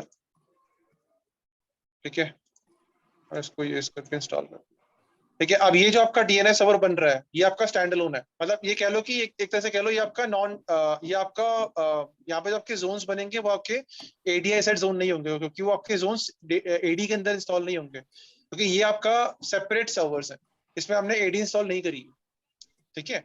तो इसलिए ये आपके सर्वर्स जो हो रहेंगे, आपके जो सर्वर्स हम बना रहे हैं डीएनएस सर्वर्स, ये आपके एडीआई सेट जोन नहीं क्रिएट होंगे इसके अंदर, ये ध्यान रखना, ठीक है। एडीआई सेट कहाँ पे क्रिएट होगा, पीडीसी के अंदर, क्योंकि पीडीसी के अंदर हमारे पास एडी इंस्टॉल्ड है, ठीक है। अब एक चीज बताना सर, जैसे हम लोग प्राइमरी डीएनएस हमारे पास है, तो सेकेंडरी डीएनएस क्या हम लोग लोड बैलेंसर के लिए बनाते हैं और वाई बैकअप के लिए कह लो। अगर मान लो आपका प्राइमरी डीएनएस डाउन हो गया तो एटलीस्ट कम से कम सेकेंडरी डीएनएस है ना, जिसके थ्रू आप क्वेरी को रिजॉल्व कर सकते हो, ठीक है। तो वो चीज होती है, मतलब जैसे कह लो बैकअप ही है, ठीक है, कि भाई हाँ हम लोगों ने सेकेंडरी बना लिया ताकि अगर मेरा प्राइमरी डाउन, वो तो रीड ओनली है ना सर, तो रीड ओनली तो क्वेरी तो रिजॉल्व करा देगा ना, तो ठीक है। हम नया ऐड नहीं कर पाएंगे लेकिन क्वेरी तो रिजॉल्व कर सकते हैं ना, ठीक है। पीछे का तो काम चलता रहेगा, पीछे का तो काम चलता रहेगा। और सर अगर कभी हमारा प्राइमरी डाउन हो गया, हाँ, तो सेकेंडरी एज अ प्राइमरी मतलब एक्ट कर सकता है? नहीं, फिर उसके लिए आपको उसका जोन चेंज करना पड़ेगा, मतलब उसको प्राइमरी जोन पे लेके आना पड़ेगा, ठीक है। वो जोन चेंज होना पड़ेगा, वो दिखाऊंगा। देखो अभी मैं यहाँ पे आता हूँ, मेंबर सर्वर पे आ गया, ठीक है। मैं यहाँ पे स्टार्ट पे गया, मैंने यहाँ पे डीएनएस की सर्विस इंस्टॉल कर ली। मैं डीएनएस को ओपन कर रहा हूँ एडमिन टूल्स में जाके। अब ये आपका डीएनएस आ गया, ठीक है, मेंबर सर्वर 1 का। अब मैं इसके अंदर एक्सटेंड करता हूँ, यहाँ पे मेरे पास दो आ गए, forward lookup zone, reverse lookup zone. Forward lookup zone पे क्लिक करता हूँ, मेरे पास देखो जोन नहीं है इसके अंदर, ठीक है। अब मैं राइट क्लिक करता हूँ, न्यू जोन बनाता हूँ यहाँ से, नेक्स्ट करते हैं। अब मैं बना रहे हैं सेकेंडरी जोन, ठीक है। नेक्स्ट करेंगे, यहाँ पे सेकेंडरी जोन किसका बना रहे हैं हम, abc.local का बना रहे हैं, ठीक है। नेक्स्ट करेंगे, इसका आईपी एड्रेस क्या है, 120.0.0.1 टैब मार दो, ये आपका ले लेगा, ठीक है। आपका ग्रीन टिक क्या, दैट मींस कि ऑथोरेटिव डीएनएस में अपने काम कर रहे हो। नेक्स्ट करेंगे यहाँ पे इसको सिंपल नेक्स्ट कर देंगे। तो यहाँ पे देखो इसको फिनिश करेंगे, तो ये आपका जोन बन गया, ठीक है। अब देखो जोन बना, लेकिन मेरे को ये कह रहा है कि भाई लोड नहीं हो रहा। अभी आपको एरर आएगा। अब ये एरर क्यों आया भाई, मान लो मैंने यहाँ पे जोन क्रिएट किया, अब इसने क्या किया, मेंबर सर्वर ने रिक्वेस्ट करी पीडीसी को कि भाई मेरे को इसका डेटा चाहिए। डेटा तो अब मैंने पीडीसी में ऐसा कुछ कहा नहीं है पीडीसी को कि तो डेटा दे किसी को। मान लो भाई मैंने क्या किया, मान लो मैं पीडीसी हूँ, ठीक है, और सत्या मेंबर सर्वर है, ठीक है। अब क्या हुआ, आपने क्या किया, बैकअप बना रहे हो मेरा, अपने पास बैकअप रख रहे हो, ठीक है। अब आपने कहा मेरे को आपका बैकअप रखना है तो मेरे को अपना डेटा दो, तो अब मैं आपको दूंगा तो ये रखोगे ना बैकअप, राइट, फाइन। तो मेरे को क्या करना पड़ेगा, यहाँ पे अपने पीडीसी को बोलना पड़ेगा कि भाई तेरे पास अगर कोई रिक्वेस्ट आती है किसी भी जोन ट्रांसफर की तो उसको अलाउ कर, ठीक है। तो हमारे पास पीडीसी में क्या होता है, अगर मैं पीडीसी में जाऊं एक बार, पीडीसी में गया मैं एक बार, एंड मैं यहाँ पे कहाँ गया, दोबारा से मैंने डीएनएस ओपन किया, तो मेरे को यहाँ पे क्या करना पड़ेगा, इस जोन के जो जोन ट्रांसफर है मेरे को इनेबल करना पड़ेगा। देखो प्रॉपर्टीज में गया मैं इसकी जोन की, यहाँ पे ऑप्शन आता है जोन ट्रांसफर का, आ रहा है जोन ट्रांसफर्स, मेरे को यहाँ पे इसको अलाउ करना पड़ेगा, अलाउ जोन ट्रांसफर, ठीक है। अब कहाँ पे करना है zone transfer, to any server, only a server listed on the name servers, मतलब कहाँ पे करना आपने, मैंने अभी बोला कि भाई ठीक है किसी भी सर्वर पे, अगर मान लो आपको कोई रिक्वेस्ट आती है आपके पास किसी एक पर्टिकुलर सर्वर की, अगर उसको आपके जोन्स चाहिए तो आप उसको अपना जोन ट्रांसफर कर दो, मतलब अपनी कॉपी दे दो जोन की, ठीक है। तो मैंने इसको यहाँ पे अप्लाई कर दिया। एक बार सेकंड वाले पे भी करना, सेकंड वाले पे आपका जो नेम सर्वर्स टैब होंगे मेरे को ऐड करना पड़ेगा ना यहाँ पे, और ठीक है। थर्ड वाला मेरे को आप मैन्युअली ऐड कर दो, किसको आपने करना है, जैसे मान लो मेरे को इसको करना है, इसका आईपी एड्रेस है मान लो 120.0.0.10 पे करना है मुझे यहाँ पे देना पड़ेगा उसको, ठीक है। तो फिलहाल हम ऐसे कर सकते हैं, अभी मैं फिलहाल टू एनी करूंगा क्योंकि मेरे पास अभी एडेड नहीं है सर्वर्स, ठीक है। मैं अप्लाई करूंगा यहाँ पे, इसको ओके कर दूंगा, तो यहाँ पे क्या होगा, मैंने अपने पीडीसी को बोल दिया कि भाई आप अलाउ करो, ठीक है, मतलब कोई आपकी रिक्वेस्ट आती है जोन के लिए आपके पास, तो आप उसको अलाउ कर दो। मैं क्या करूंगा, यहाँ पे मेंबर सर्वर दोबारा आ गया, यहाँ पे राइट क्लिक करूंगा, यहाँ पे करूंगा transfer a new copy of zone from master. Sir वो फेल क्यों हुआ था अभी? भाई मैं फेल क्यों हुआ आप बताओ ना। मैं मान लो मैंने यहाँ पे जोन क्रिएट किया, अब उसने क्या रिक्वेस्ट किया पीडीसी को कि भाई मेरे को वो दे, मतलब अपनी कॉपी दे। अब मैंने यहाँ पे इसको अलाउ ही नहीं किया, तो कॉपी नहीं दिया उसने। इसकी बात नहीं कर रहा, ये तो मैं समझ गया। वो जो हाँ। अभी हमने ऑप्शन चूज किया था ना कि आपने आईपी डाला, वो अटेम्प्ट सर्वर किया, अभी वो एडेड, बंद करने सर्वर को। ऐड नहीं है ना वहाँ पे, अभी सर्वर ऐड नहीं है। मैंने पे अभी आईपी एड्रेस वगैरह नहीं दिया हुआ ना अल्टरनेट डीएनएस सर्वर्स का वहाँ पे कुछ, इसलिए वो फेल हुआ।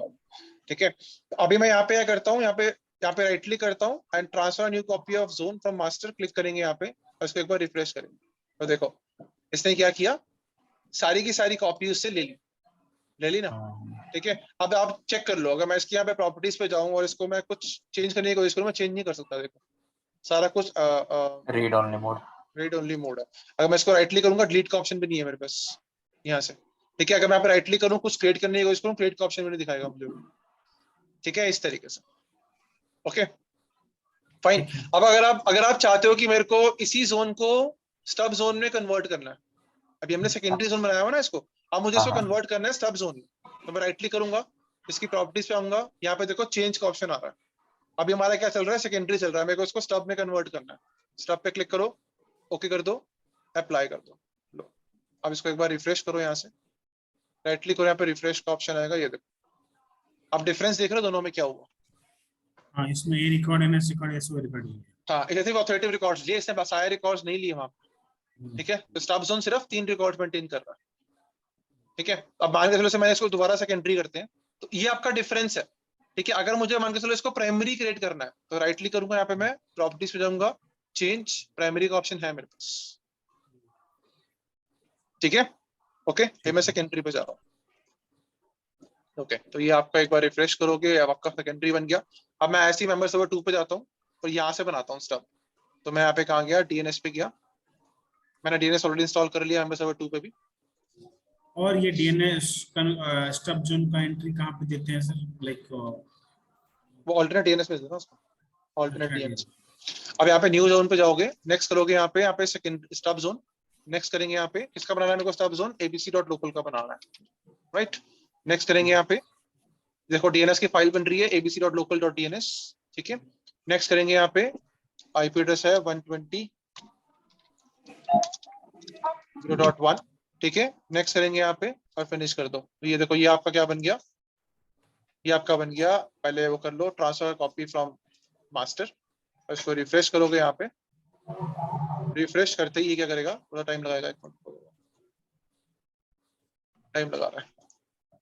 तो ये रिफ्रेश होते ही ये दिखा देगा आपको, पूरी की पूरी कॉपी दिखा देगा, मतलब वही 3 रिकॉर्ड्स दिखाएगा, एनएस, ए और एसओए रिकॉर्ड्स। वैसे सर हमें वैसे हमें सिर्फ 2 ही सर्वर की जरूरत है, मतलब उसी में स्टब जोन हमारा मैंडेटरी नहीं है। हमें जब हमें रिक्वायरमेंट होती है तो हम स्टब जोन बनाते हैं, वैसे हम प्राइमरी और सेकेंडरी बनाते हैं।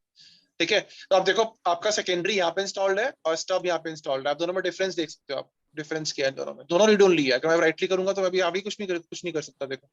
बट ये आपका स्टब है, ये आपका सिर्फ 3 रिकॉर्ड्स मेंटेन कर रहा है, ए, एनएस और एसओए, दैट्स इट। आपका प्राइमरी सेकेंडरी सारे रिकॉर्ड्स मेंटेन कर रहा है। देखो ये भी मेंटेन किया है इसने, यहाँ पे आपका देखो ये एसआरबी भी मेंटेन की है। ठीक है, सारा कुछ प्रॉपर कॉपी रख रहा है वो। ठीक है, सीनेम भी मेंटेन किया, एनएस भी किया, एसओए भी किया, सब मेंटेन कर रहा है। मेरे सर बोलने का सेकेंडरी को प्राइमरी बनाना है तो क्या जोन ट्रांसफर करनी पड़ेगी? नहीं, सिंपल जाओ, बस यहाँ पे राइट क्लिक करो, ये सेकेंडरी है ना मेरा, इसको प्राइमरी कर दो, चेंज करके यहाँ प्राइमरी पे क्लिक कर दो। बट अगर प्राइमरी डाउन हो गया तो तभी तो प्राइमरी बनाएंगे ना इसको। जब हम प्राइमरी बनाएंगे तो इसमें हमें read on right in right की कॉपी वहां पे आ जाएगी ना। यहाँ पे नहीं, मान लो मेरा पीडीसी डाउन हो गया, तो मैं क्या करूंगा, इसको मैं प्राइमरी बना दूंगा। जब मैं इसको प्राइमरी बनाऊंगा तो यहाँ पे हम रीड राइट कर सकते हैं ना फिर उस केसेस में। बट ये अलाउ करेगा बनाने के लिए करना सर? हाँ, कर देगा, क्यों नहीं करेगा। हो गया प्राइमरी। यहाँ पे आपको कर दो डायनामिक अपडेट्स, यहाँ पे आपको मैनुअली करना पड़ेगा सारा काम। प्राइमरी आपका बन चुका है, देखो इसको एक बार रिफ्रेश करो, ये प्राइमरी बन गया। राइट क्लिक करोगे, देखो यहाँ पे ऑप्शन आ गया। ठीक है, न्यू का आ गया सारे ऑप्शंस। मैं यहाँ से बैठ कर भी कर सकता हूँ सारा काम। तो ये डायनेमिकली ऐड नहीं होगा, हमें मैनुअली क्रिएट करना पड़ेगा। ये डीडीएनएस नहीं होगी। डीडीएनएस आप डीडीएनएस क्यों नहीं बना यहाँ पे, अब तुम AD बताओ क्यों नहीं नहीं है, बना? AD रोड नहीं है AD इसमें। नहीं है ना, हाँ ADI सेट नहीं है ना यहाँ पे, इसलिए नहीं बना। ठीक है, ओके, तो आपका ये नॉन DDNS बना, सर अब मेरा बन एक गया। क्वेश्चन रह हाँ गया हाँ अभी हाँ, भी। आप बोलो बोलो बोलो बोलो, अब मैं तुम ये बोलो। कह रहा था, जैसे अभी आपने सेम DNS में एक तो हमारा प्राइमरी हो गया DNS सर्वर, हाँ एक हो गया सेकेंडरी। तो हाँ हम अगर हमें कभी फास्ट रिजॉल्व मतलब करनी है क्वेरी, तो हम हाँ, उसी को एज अ स्टब यूज बना करके, सकते और हो, बना है ना, सकते हो, बना सकते हो, हाँ हाँ बना सकते तीनों की जरूरत नहीं है। मतलब वो हो। उस केस में है जहाँ पे मतलब 24/7 जो है हाँ हमारा रिजॉल्विंग हो रही है फास्ट। एग्जैक्टली, हाँ वो चीज। अगर कभी रिक्वायरमेंट है बहुत रेयर केस में, तो हम उस टाइम के लिए जो है उसको स्टेप जोन बना सकते हैं। हाँ राइट। और एक चीज और है, जैसे आपने प्राइमरी उसको सेकेंडरी को जो है प्राइमरी जोन बनाया, हाँ सेम ऐसे ही जो है हम ये जो हमारा स्टब जोन है, इसको हम्म, भी हम एज अ प्राइमरी बना सकते हैं क्या? करके देख लेते हैं। मैं स्टब पे हूँ इस टाइम पे, ठीक है, मेंबर सर्वर 2 स्टब जोन पे हूँ मैं, प्रॉपर्टीज पे हाँ। गया, ठीक है, चेंज किया प्राइमरी, हम्म, बन जाएगा क्यों नहीं बनेगा? ठीक है, अप्लाई कर दो। अब देखो क्या बोल रहा है ये, the zone type is invalid, मतलब इसमें क्या है, इसके सारे रिकॉर्ड इस पे नहीं है, तो इसलिए ये क्या कर रहा है, मेरे को एरर दिखा रहा है। ओके अब यहाँ पे इसने एरर क्यों दिखाया मुझे, ये तो कोई प्राइमरी बन तो गया, ठीक है, लेकिन इसने मुझे एरर दिखा दिया था बीच में, क्योंकि भाई आपका जो जोन है वो क्या कह रहा है, वैलिड नहीं है। वैलिड क्यों नहीं, क्योंकि इसका सारे रिकॉर्ड्स नहीं है मेरे पास, देखो रिफ्रेश भी नहीं वो हो रहा। वो रिफ्रेश ही नहीं होगा, वो बनेगा ही नहीं। ठीक है, तो स्टब पे प्राइमरी क्यों नहीं बना, क्योंकि भाई हमारे पास क्या है, सारे रिकॉर्ड्स नहीं है यहाँ पे, इसलिए प्राइमरी नहीं बना।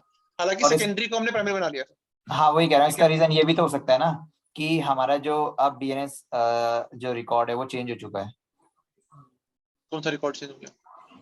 सॉरी, जो हमारा प्राइमरी जोन है वो चेंज हो चुका है अब।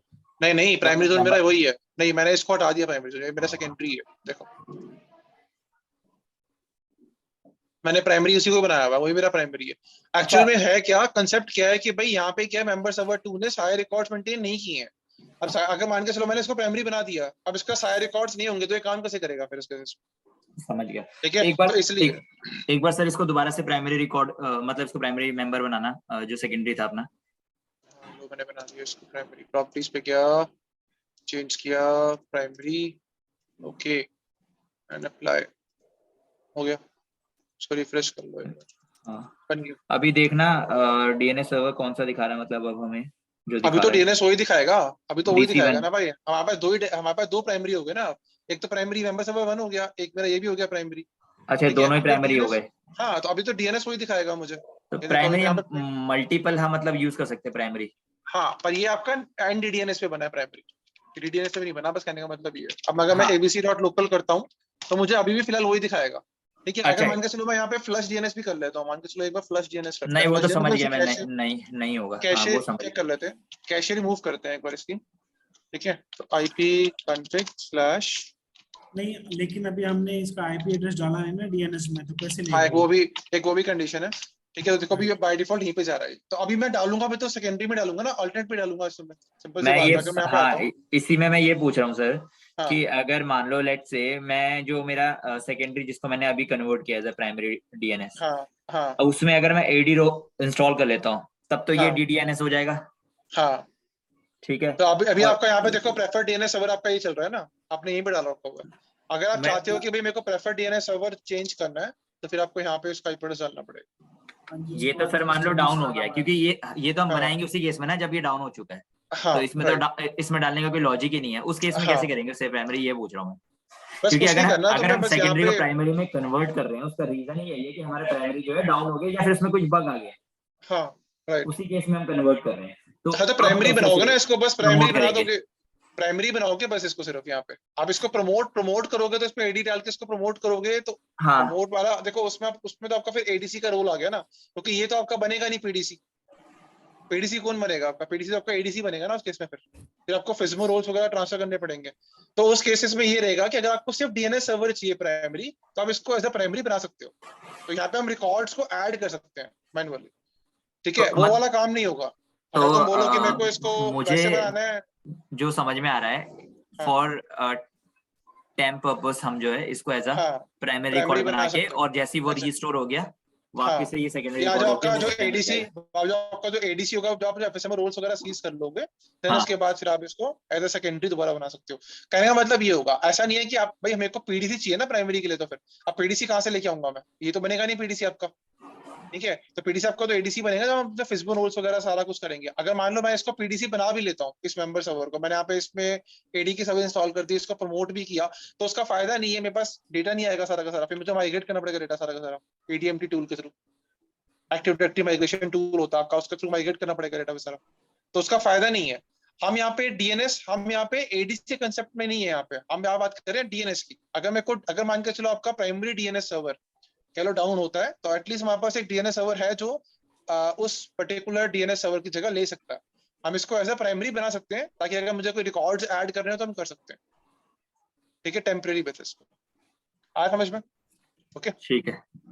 तो इस तरीके से, तो ये आपके हम इस तरीके से बना देते हैं, आपका प्राइमरी और सेकेंडरी और स्टब्स, ठीक है। एडीएस तो आपका ऑटोमेटिकली बना हुआ है, जो आपका पीडीसी है, तो वो सब चीजें, ठीक है। तो आज हम लोगों ने बेसिक कंसेप्ट्स कर लिए आपके डीएनएस के। आज हम लोगों ने अभी क्या पढ़ा है? अभी हम लोगों ने सिर्फ बेसिक कंसेप्ट्स पढ़े हैं, ये ध्यान रखना, ठीक है। अब इसके आगे जो पढ़ोगे वो और चीजें आएंगी, वो आपके पास जो है एक्स्ट्रा जो एडिशनल कह लो कि जो एडवांस कंसेप्ट है, जैसे स्कैवेंजिंग हो गई, ठीक है, और इसके अलावा फॉरवर्डर्स होते हैं, ठीक है, बाइंडिंग प्रोसेस होती है, बहुत कुछ होता है इसके अंदर, ठीक है, रूट हिंट्स होते हैं, वो हम आगे पढ़ेंगे, ठीक है। क्या क्या नया आया हुआ है आपके डीएनएस के अंदर, मुझे इसमें सर एक दो चीजें दोबारा से पूछनी है, जैसे ये एनएस हो गया और एसओए हो गया, क्योंकि ये बहुत जरूरी है समझना पहले, तभी वो स्टब जोन भी अगर मैं किसी को एक्सप्लेन करूंगा तो मुझे तभी बता पाऊंगा।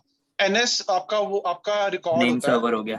हाँ, एनएस सर्वर आपका रिकॉर्ड होता है, जो क्या मेंटेन करते हैं। जैसे मान लो मेरे पास मेरा जोन का नाम है abc.local, ठीक है, तो abc.local को कौन कौन से डीएनएस सर्वर्स मैनेज कर रहे हैं, ठीक है, उसकी इंफॉर्मेशन कहाँ रहेगी? एनएस के पास। अब देखो से मेरा ये abc.local है, मैं अभी पीडीसी पे हूँ, ठीक है। अगर मैं इसकी प्रॉपर्टीज पे गया यहाँ पे, और मैं यहाँ पे मैंने क्या किया, नेम सर्वर्स पे क्लिक किया, तो मतलब इस पर्टिकुलर जोन को मेरा एडीसी सर्वर और मेरा पीडीसी दोनों मैनेज कर सकते हैं। इसलिए देखो से यहाँ पे दोनों सर्वर्स का ऐड है, यहाँ पे दोनों सर्वर्स यहाँ पे ऐड है। उस जोन के लिए, ये सिर्फ पर्टिकुलर डीएनएस के लिए नहीं है। एक पर्टिकुलर जोन की बात कर रहा हूँ मैंने, ये पूरे डीएनएस की बात नहीं हो रही, ये इस पर्टिकुलर जोन की बात हो रही है। इस पर्टिकुलर जोन को कौन कौन से सर्वर्स मैनेज कर रहे हैं, ऐसे ही ठीक है, मेंबर उसकी सर्वर इंफॉर्मेशन एनएस पे वन में भी होगा ऐसे ही, सेम मेंबर सर्वर वन में। राइट। अब मैं यहाँ पे आता हूँ, देखो मेंबर सर्वर वन पे, तो यहाँ पे ये तो कॉपी कर रहा है ना इस टाइम पे, अभी तो वही कॉपी करेगा पूरा का पूरा, जो यहाँ पे एनएस का ऑप्शन है, और देखो वही इसने पूरा कॉपी किया, ठीक है। यहाँ पे उसने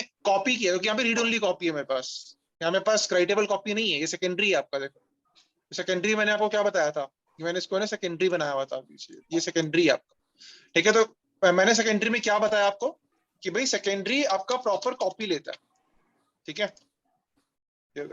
ये आपका प्रॉपर कॉपी लेगा। जैसे भी आपने ये प्राइमरी डीएस बनाया हुआ था, तो मतलब वो प्राइमरी जोन ही हुआ, तो इसकी मतलब इसका आईपी क्यों नहीं था वहां पे, मतलब इसकी इंफॉर्मेशंस, किसकी इंफॉर्मेशन? ये जो आपका मेंबर सर्वर वन है, मेंबर सर्वर वन मेरा सेकेंडरी है ना, ये मेरा प्राइमरी नहीं है। वो तो मैंने प्राइमरी मैन्युअली बनाया था ना, वो तो मैंने मैन्युअली प्राइमरी बनाया था, मेरे को ऐड करना पड़ेगा ना डीएनएस सर्वर को, क्योंकि ये भी एक डीएनएस सर्वर है, वो तो मैन्युअली ऐड करूंगा ना वहां पे जाके। अगर मान लो ये मेरा प्राइमरी भी मेंटेन कर रहा होता, हाँ, अगर ये ऐड मतलब मैनेज कर रहा होता इस पर्टिकुलर जोन को, तो फिर मैं पीडीसी पे आता, ठीक है, मैं इसके यहाँ पे प्रॉपर्टीज पे जाता, यहाँ पे मुझे करना पड़ता नेम सर्वर्स में इसको ऐड करना पड़ता है, यहाँ से ऐड कर लो, ठीक है, आपके डोमेन का, आपके सर्वर का नाम एंड देन उसका आईपी एड्रेस तब दिखाएगा वो, ठीक है। तो मतलब कहने का मतलब ये है कि इसने ये जो ऑटोमेटिकली लिया है इसने, जो इसको मैनेज कर रहे हैं, क्योंकि एडीसी और डीसी1 कॉपी है, मतलब डीसी1 आपका जो पीडीसी का कॉपी रख रहा है, एडीसी कॉपी रख रहा है ना पीडीसी की, तो इसलिए इसने यहाँ पे दोनों का दिखा दिया ना, ठीक है। अगर मान लो मैंने यहाँ पे आई गेस चंदन भाई इज आस्किंग कि मेंबर सर्वर वन का नाम क्यों नहीं दिखा रहा है? हाँ, तो वही मैं कह रहा हूँ ना, क्यों नहीं दिखा रहा, कि हमें को ऐड करना पड़ेगा ना मैन्युअली, प्रॉपर्टीज में आके मैन्युअली ऐड भी तो करोगे, यहाँ पे ऐड करो, मैन्युअली नहीं दिखा रहा तो हमें ऐड करना पड़ेगा, ठीक है। क्योंकि मैंने यहाँ पे अभी अपने ऑल्टरनेट डीएनएस में डाला नहीं हुआ उसका मेंबर सर्वर का नाम, यहाँ पे मैंने कहीं डाला हूँ, यहाँ पे देखो, अगर मैं आईपी एड्रेस में जाऊँ यहाँ पे, तो मैं यहाँ पे कुछ भी नहीं किया हुआ अभी, तो कैसे लेगा, उसको कैसे पता, ठीक है। तो ये मुझे काम करना पड़ेगा ना मैन्युअली, इसी चीज के पैसे मिलेंगे मुझे कंपनी में, ठीक है। तो वही चीज है। तो ये वाला कंसेप्ट है, ये आपका ऑटोमेटिक नहीं करेगा सारा, ये हमें मैन्युअली काम करना पड़ेगा, मुझे अल्टरनेट सर्वर्स में ऐड करना पड़ेगा डीएनएस को, एंड देन डीएनएस को मुझे यहाँ पे ऐड करना पड़ेगा यहाँ पे नेम सर्वर्स, ठीक है। अगर कोई और भी है तो इसके अलावा जो ये नहीं ले रहा ऑटोमेटिकली, ठीक है। अब इसके अलावा एसओए मैंने आपको बता दिया था, एसओए का मतलब क्या है बताया, एसओए का समझ में आ गया आप लोगों को? एसओए मतलब आपकी जो स्टार्टअप अथॉरिटी है, जो मतलब आपके ये आपका क्या मेंटेन करता है कि भाई पर्टिकुलर जोन का प्राइमरी सर्वर कौन है, ठीक है। जो जोन है, जैसे मैंने abc.local बोला, तो उसका प्राइमरी सर्वर कौन होगा, ठीक है, प्राइमरी डीएनएस सर्वर कौन होगा, एंड इसके बाद आपके रिकॉर्ड्स के इंटरवल्स, मतलब कौन सा रिकॉर्ड कितनी देर में रिफ्रेश होगा, ठीक है, वो सब चीजों के बारे में कौन बताएगा आपको? ये देखो यहाँ पीडीसी पे जाओगे, अब इसकी प्रॉपर्टीज में जाओ, यहाँ पे देखो, यहाँ पे एसओए का ऑप्शन दिखा रहा है प्राइमरी सर्वर कौन है पीडीसी के जोन का, dc-01.abc.local। अब क्या दिखा रहा है नीचे?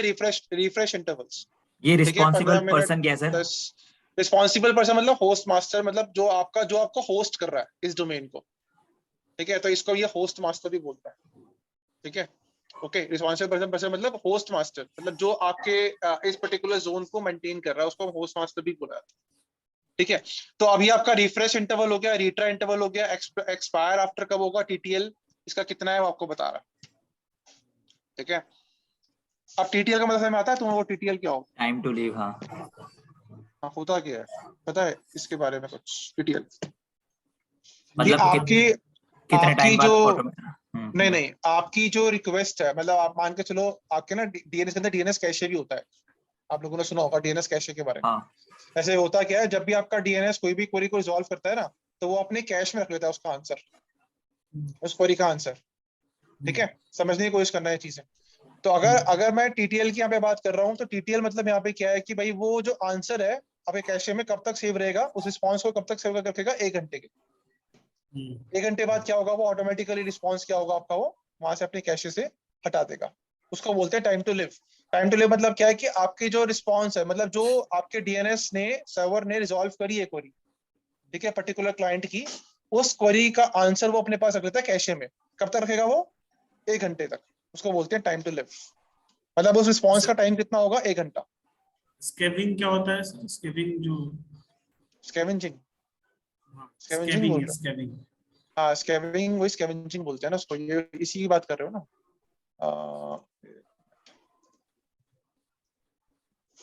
इसकी बात कर रहे हो, एजिंग और ये स्कैवेंजिंग, ठीक है। ये मतलब होता है, इससे पहले आपको पता होना चाहिए स्टेल रिकॉर्ड्स क्या होता है। पता स्टेल रिकॉर्ड्स क्या होता है? नहीं। स्टेल रिकॉर्ड्स वो होते हैं जो जिनकी अपडेट नहीं आती, ठीक है। जैसे मान लो मेरे सर्वर पे, ये मेरा जो सर्वर है, इसमें मान लो मेरे पास 10 रिकॉर्ड्स हैं, ठीक है। एक बेसिक एग्जांपल ले लेते हैं। मेरे पास यहाँ पे 10 रिकॉर्ड्स हैं, कोई भी सभी रिकॉर्ड हो, चाहे वो ए हो, सी नेम हो, कोई सा भी रिकॉर्ड हो। मेरे पास कितने रिकॉर्ड्स में से मेंटेन किए? 10 रिकॉर्ड्स हैं इसके पास। अब 10 में से 8 की अपडेट आ रही है, 2 की नहीं आ रही, ठीक है। और पूरे दिन अपडेट नहीं आई है उनकी, दो रिकॉर्ड्स की, तो वो क्या हो गया? एक्सपायर हो गए। जैसे आपका कोई रिकॉर्ड एक्सपायर होगा, वो कहाँ पे पहुंच जाता है? स्कैवेंजिंग। उसको हम क्या बोलते हैं? स्टेल रिकॉर्ड्स बोलते हैं। एक पर्टिकुलर रिकॉर्ड को, जो आपका रिकॉर्ड क्या हो गया? एक्सपायर हो गया, उसको हम क्या बोल देंगे? Stele records. स्टेल रिकॉर्ड मतलब वो रिकॉर्ड्स जो आपके एक्सपायर हो चुके हैं, जिनकी अपडेट्स नहीं आती,